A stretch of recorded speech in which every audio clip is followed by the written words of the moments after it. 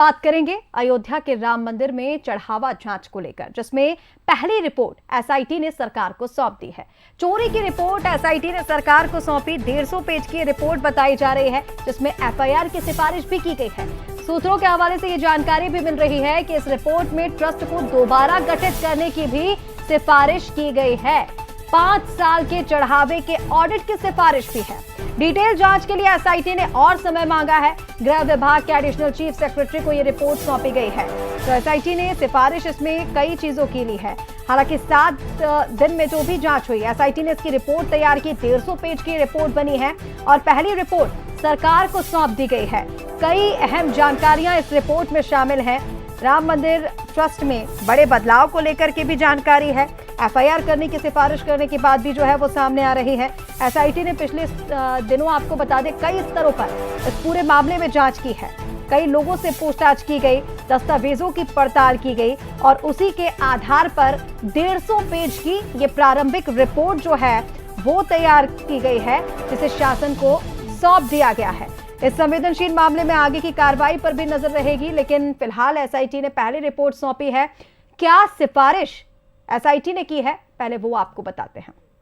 पहले बड़ी जानकारी और बड़ी सिफारिश तो यही है कि एफआईआर की सिफारिश एसआईटी ने की है। ट्रस्ट दोबारा गठित करने की सिफारिश भी की गई है। इसके बाद इस पूरी रिपोर्ट में 5 साल के चढ़ावे का ऑडिट कराने की बात भी हुई है। मंदिर का सीईओ नियुक्त करने का सुझाव दिया गया है। सीनियर अफसर को सीईओ बनाने का सुझाव है। डिटेल जांच के लिए एसआईटी ने और समय मांगा है। तो आपको बता दें, एसआईटी ने 6 दिन में बहुत कुछ जानकारियां जुटाई हैं। क्या क्या इस दौरान एसआईटी ने जुटाया है वो आपको बताते हैं क्या किया गया। दरअसल 15 जून एसआईटी ने ट्रस्ट के महासचिव चंपत राय से जानकारी ली। आमंत्रित सदस्य गोपाल राव से भी जानकारी ली गई और 10 कर्मचारियों से करीब 6 घंटे तक पूछताछ चली है। उसके बाद 16 जून को, यानी कि दूसरे दिन, चंपत राय गोपाल राव से 4-4 घंटे तक सवाल जवाब हुए। ट्रस्ट के 11 महीने के दस्तावेज खंगाले गए और चढ़ावा गिनने वाले कर्मचारियों से भी लंबी पूछताछ इस दौरान चली है। 17 जून की बात करें, यानी कि तीसरे दिन, तब बैंक अधिकारियों से पूछताछ हुई है। बैंक स्टेटमेंट और वित्तीय रिकॉर्ड की पड़ताल हुई। इसके बाद 18 जून टीम 10 घंटे मंदिर परिसर में रही और हर एक कोने की हर एक चीज की पड़ताल की। 19 जून चंपत राय, अनिल मिश्रा, गोपाल राव से पूछताछ हुई। स्टेट बैंक के शाखा प्रबंधक केशियर से भी पूछताछ की गई है। और इसके बाद 6वें दिन, यानी कि 20 जून को आरोपियों के बैंक खाते की जानकारी इकट्ठा की गई है और इन तमाम अहम जानकारियों के आधार पर ही रिपोर्ट तैयार हुई। चलिए, इसी पर और ज्यादा अपडेट्स के लिए हमारे साथ सहयोगी दिलीप इस वक्त लाइव जुड़ गए हैं। सीधा रुख कर लेंगे दिलीप का। दिलीप, 150 पेज की रिपोर्ट एसआईटी ने तैयार की है। कई अहम जानकारियां जुटाई गई, कई दस्तावेजों की पड़ताल हुई और कई लोगों से पूछताछ। उसके बाद ये रिपोर्ट सामने आई है। इसमें कई बड़ी सिफारिशें भी की गई हैं। आपके पास क्या जानकारी?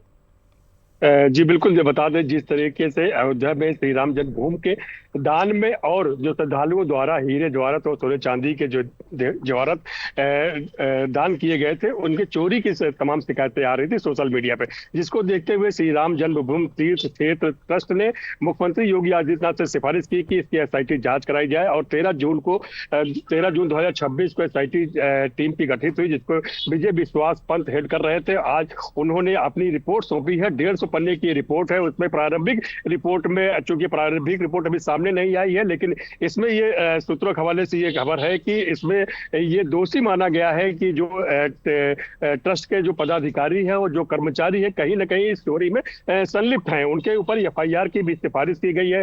और एसआईटी टीम ने यह भी माना है कि जो वहां पे सीसीटीवी कैमरे लगाए गए थे, उनकी जो है कहीं ना कहीं उनके साथ छेड़छाड़ किया गया है। और अधिक समय के लिए भी एसआईटी रिपोर्ट में आज जो पेश की गई है, उसमें समय मांगा गया है कि कुछ और अधिक समय चाहिए, क्योंकि हफ्ते भर में ये जांच पूरी नहीं हो सकती है। इसके लिए कम से कम 1 से 1.5 महीने का वक्त लग सकता है। हाँ, प्रारंभिक रिपोर्ट में जो लोग संदिग्ध पाए गए हैं, उनके ऊपर एफआईआर दर्ज करने के लिए भी सिफारिश की गई है। और जो ट्रस्ट के जो पदाधिकारी हैं, उनकी कहीं ना कहीं भूमिका संलिप्त पाए गए हैं, वो उनको हटाने के लिए भी सिफारिश की गई है कि जो वहाँ के सीईओ के पद पे है, किसी रिटायर्ड अधिकारी को या किसी ऐसे व्यक्ति को लगाया जाए जो दाग मुक्त हो, जिसके ऊपर कोई दाग ना हो, क्योंकि ये पूरा ट्रस्ट के जो पदाधिकारी हैं, वो कर्मचारी हैं, कहीं ना कहीं इसमें संलिप्त पाए गए हैं। निश्चित तौर पर जो तमाम जो श्रद्धालु हैं, चूंकि ये दान जो होता है गुप्त दान होता है, इसकी कहीं कोई लिखा पढ़ी नहीं होती है, लेकिन तमाम ऐसे श्रद्धालु सामने आए हैं जब उनको ये पता चला है कि श्री राम मंदिर में जो चढ़ावा चढ़ाया गया है उसमें कहीं ना कहीं चोरी हुई है। तो तमाम ऐसे श्रद्धालु जो है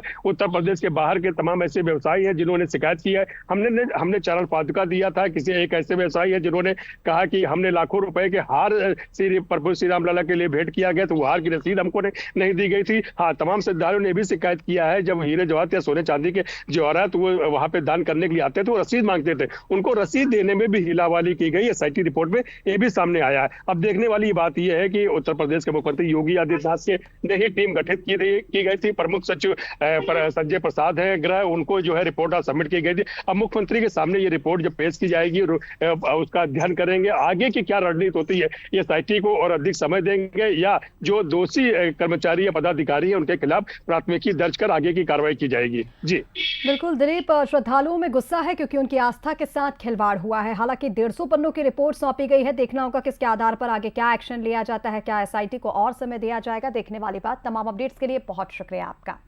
आगे बढ़ते